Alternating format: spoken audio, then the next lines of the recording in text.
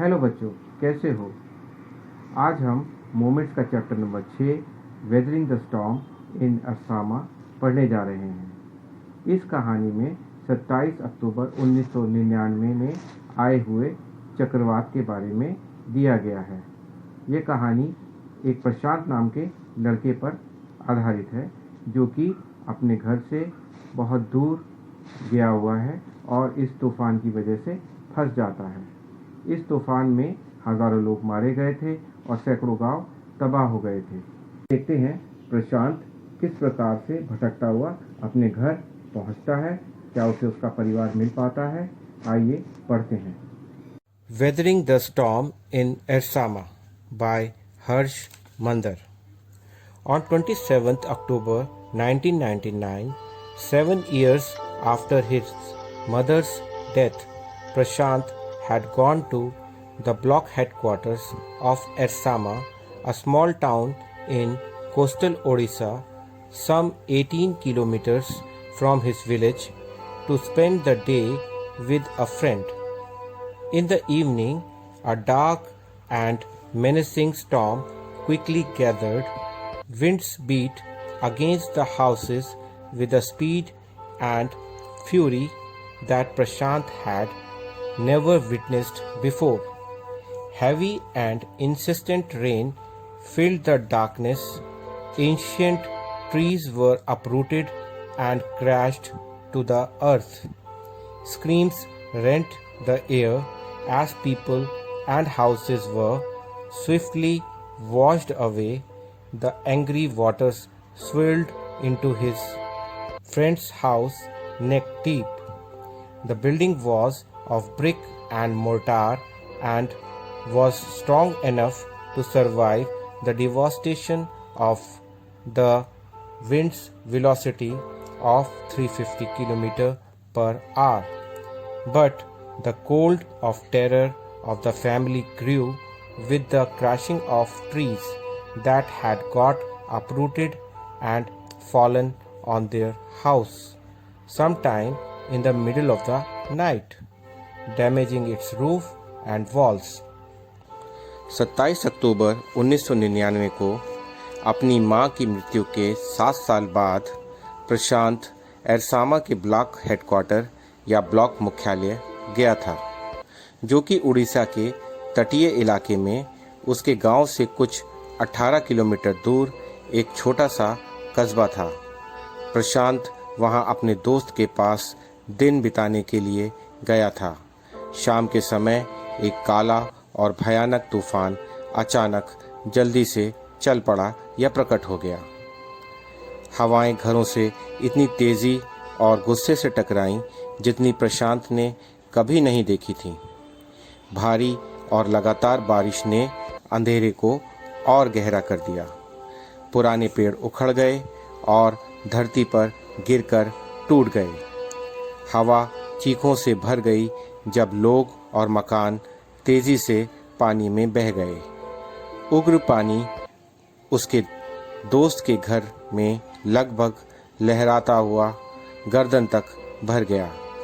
उसका मकान ईंटों और सीमेंट के गारे से बना था और इतना शक्तिशाली था कि 350 किलोमीटर प्रति घंटे की रफ्तार से चलती हुई हवाओं के विनाश से भी बच गया। लेकिन परिवार का ठंड से भरा डर तब और ज़्यादा हो गया जब आधी रात में किसी समय उखड़े हुए पेड़ उसके घर पर गिर गए, जिससे उनकी छत और दीवारें क्षतिग्रस्त हो गई थीं। The crazed destruction wrought by the cyclone and the surge of the ocean continued for the next 36 hours, although wind speeds had reduced somewhat by the next morning. To escape the waters rising in the house, Prashant and his friend's family had taken refuge on the roof. Prashant will never forget the shock he experienced at his first glimpse of the devastation wrought by the super cyclone. In the grey light of the early morning, A raging, deadly, brown sheet of water covered everything as far as the eye could see. Only fractured cement houses still stood in a few places. Bloated animal carcasses and human corpses floated in every direction. All round, even huge old trees had fallen. 2 coconut trees had fallen on the roof of their house. This was a blessing in disguise, because the tender coconuts from the trees kept the trapped family from starving in the several days that followed. चक्रवात या तूफान द्वारा लाया गया पागल विनाश और समुद्र की लहरों का ऊपर उठना अगले 36 घंटों तक चलता रहा। हालांकि अगली सुबह हवाओं की रफ्तार कुछ कम अवश्य हो गई थी। घर में उठते हुए पानी से बचने के लिए प्रशांत और उसके मित्र के परिवार ने छत पर शरण या आश्रय लिया। प्रशांत उस सदमे को कभी नहीं भूल पाएगा जिसका अनुभव उसे भयानक चक्रवात के द्वारा की गई तबाही के पहले नज़ारे द्वारा अगली सुबह की हल्की रोशनी में हुआ। जहाँ तक उसकी निगाह जाती थी, भूरे पानी की उग्र घातक चादर चारों तरफ चीज़ों को ढके नजर आती थी। केवल टूटे फूटे सीमेंट के घर अब भी कुछ स्थानों पर खड़े थे। फूली हुई जानवरों और इंसानों की लाशें हर दिशा में तैर रही थीं। चारों तरफ बड़े बड़े पुराने पेड़ गिर गए थे। नारियल के 2 पेड़ उनकी छत पर गिर गए थे। यह छुपे हुए वेश या छद्म वेश में एक वरदान था, क्योंकि इन पेड़ों से मिले कच्चे नारियल ने छत पर फंसे हुए परिवार को आने वाले कई दिनों तक भूखा मरने से बचाया। For the next 2 days, Prashant sat huddled with his friend's family in the open on the rooftop. They froze in the cold and incessant rain. The rain water washed away Prashant's tears. The only thought that flashed through his mind was whether his family had survived the fury of the super cyclone. Was he to be bereaved once again? 2 days later, which seemed to Prashant like 2 years, the rain ceased and the rain waters slowly began to recede. Prashant was determined to seek out his family without further delay. But the situation was still dangerous, and his friend's family pleaded with Prashant to stay back a little while longer. But Prashant knew he had to go. अगले 2 दिनों तक प्रशांत अपने मित्र के परिवार के साथ छत के ऊपर खुले में दुबक कर बैठा रहा। वे ठंड और लगातार बारिश में जम गए। बारिश के पानी ने प्रशांत के आंसुओं को धो दिया।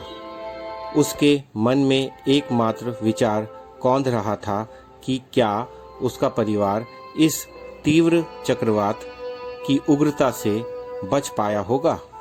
क्या उसे एक बार फिर से दुख से पीड़ित होना पड़ेगा। 2 दिनों के बाद, जो कि प्रशांत को 2 सालों की तरह लग रहे थे, बारिश बंद हो गई और बारिश का पानी धीरे धीरे निकलना शुरू हुआ। प्रशांत ने बिना और देरी किए अपने परिवार को ढूंढने का दृढ़ निश्चय किया, परंतु परिस्थिति अब भी खतरनाक थी और उसके मित्र के परिवार ने प्रशांत से थोड़े दिनों के लिए और रुकने की विनती की, परंतु प्रशांत जानता था कि उसे जाना ही था। He equipped himself with a long, sturdy stick and then started on his 18-kilometer expedition back to his village through the swollen flood waters. It was a journey he would never forget.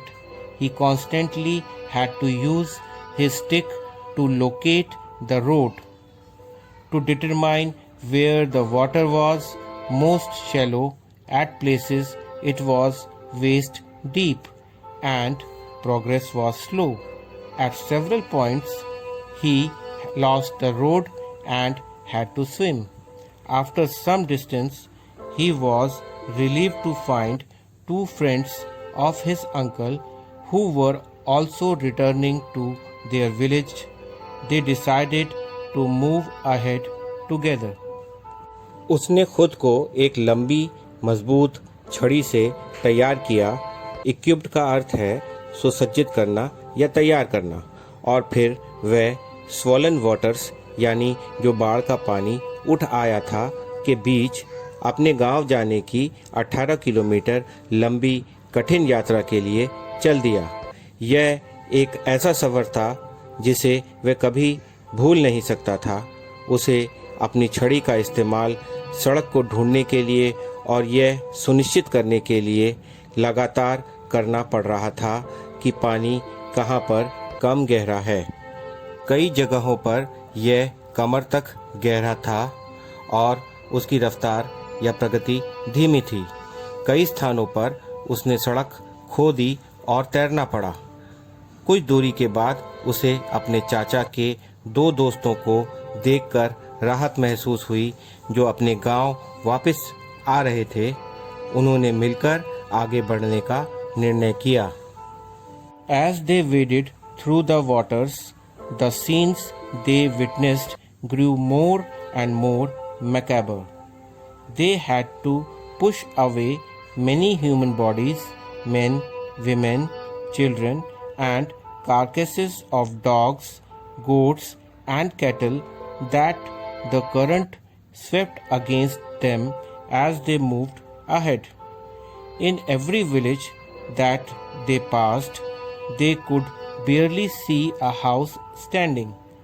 Prashant now wept out loud and long. He was sure that his family could not have survived this catastrophe. Eventually, Prashant reached his village, Kalikuda. His heart went cold. Where their home once stood, there were only remnants of its roof. Some of their belongings were caught, mangled, and twisted in the branches of trees just visible above the dark waters. Young Prashant decided to go to the Red Cross shelter to look for his family. जब वे पानी को लांघते हुए आगे बढ़े तो नज़ारे जो उन्होंने देखे वे ज़्यादा और ज़्यादा भयानक होते गए। उन्हें बहुत सी मनुष्यों की लाशों को धकेलकर आगे बढ़ना पड़ा। आदमी, औरतें, बच्चे और कुत्ते, बकरियों और मवेशियों की लाशें जो कि लहरों की वजह से उनसे टकराती थीं जब वे आगे की ओर बढ़ते थे। जिस गांव से भी वे गुजरे वे मुश्किल से ही किसी मकान को खड़ा देख सकते थे। प्रशांत अब जोर से बहुत देर तक रोया। उसे विश्वास था कि उसका परिवार इस प्राकृतिक विपदा में जीवित नहीं बचा होगा। प्रशांत अपने गांव कालीकोडा पहुंचा। उसका दिल ठंडा पड़ गया। जहां कभी उसका घर हुआ करता था वहां केवल इसकी छत के बचे कुछ टुकड़े थे। उसके घर का कुछ सामान जो टूट और मुड़ चुका था पेड़ों की शाखाओं में फंस गया था जो काली पानी के ऊपर थोड़ा सा नजर आ रहा था। जवान प्रशांत ने अपने परिवार को ढूंढने के लिए रेड क्रॉस आश्रय में जाने का फैसला किया। Among the first people he saw in the crowd was his maternal grandmother. Weak with hunger, she rushed to him, her hands outstretched, her eyes brimming.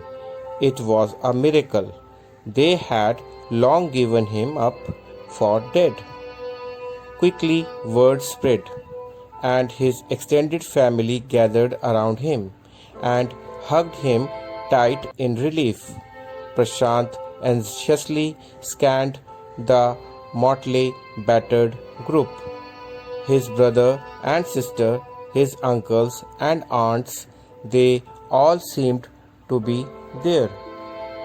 By the next morning, as he looked in the desperate situation in the shelter, he decided to get a grip over himself.